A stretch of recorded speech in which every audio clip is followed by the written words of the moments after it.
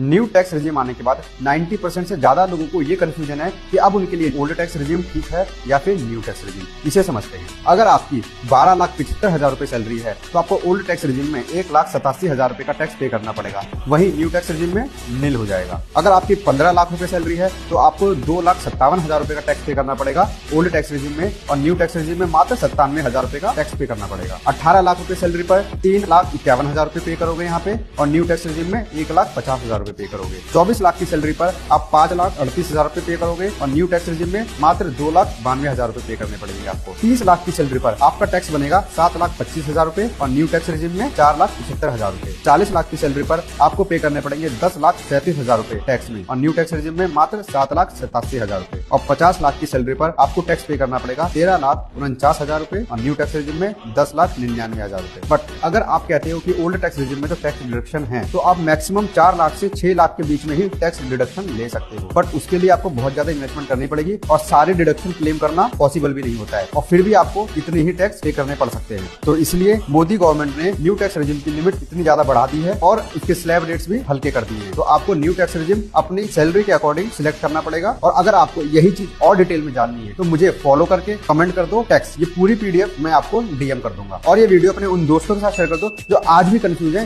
कि उनकी इतनी सैलरी पे कितना टैक्स बनेगा।